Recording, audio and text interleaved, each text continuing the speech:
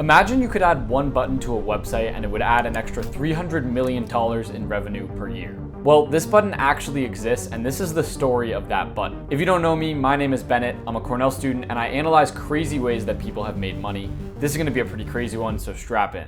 I want you to imagine it's 2007 and you're shopping online for a shirt. You look up different websites, you click on one that seems pretty legit, and you find a shirt that you like. So you add that shirt to your cart and you go to checkout, but right when you reach that checkout page, you see something.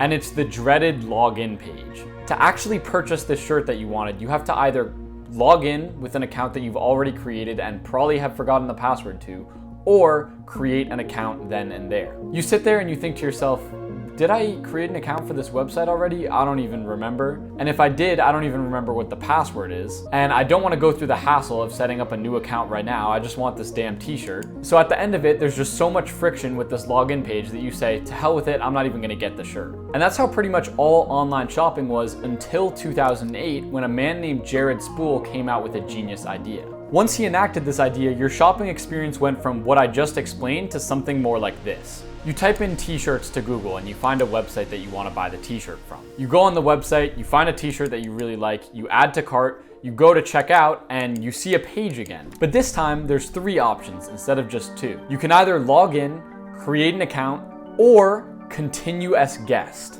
And that button, Continue as Guest, was the $300 million button. Best Buy was the first company to enact this, and this increased their conversions by 45%, which added $300 million in revenue in the first year. Just by adding that single button, Continue as Guest. It reduced that friction. All the people who got to the checkout page but weren't actually converting because they didn't want to make an account or try to remember their password could now just continue as guest and purchase. Now, everything with that seems perfect except for the fact that there's one major concern, and it's the fact that brands really like having a customer profile. Just think about it. If you're a company, you want the person's email so you can retarget them. You want their purchasing history so you know what kind of deals you can offer them to make them more likely to purchase from you in the future. The fear was if they don't actually create an account, they might get a one-off purchase from your website, but you won't really be able to sell to that person ever again. Versus if that person actually creates an account, you can make way more money off the lifetime of that customer by continuing to retarget them and sell more stuff to them. But with this fear came a very interesting twist. Of the people who pressed continue as guest,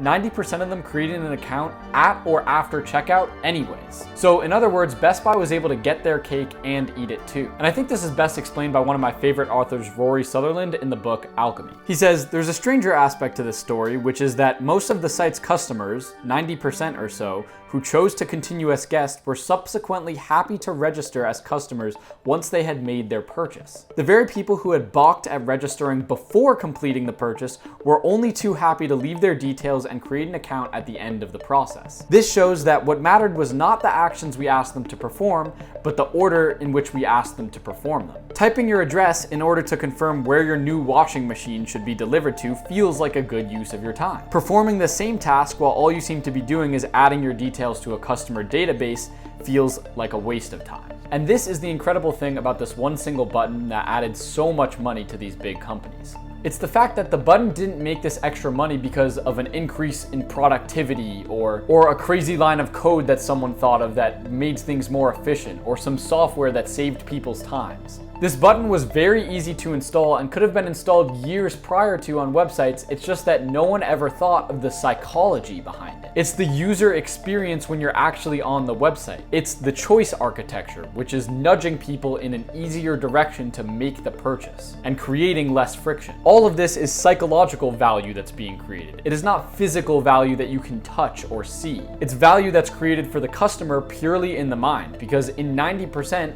of both cases, they did the same exact thing, but in one, it felt a lot better to do than in the other. And this is just one of the many crazy stories that we look at on my free newsletter, which will be the first link in the description. There's a reason 3,000 people signed up to have free financial news delivered right to their inbox. Thanks for watching, and peace.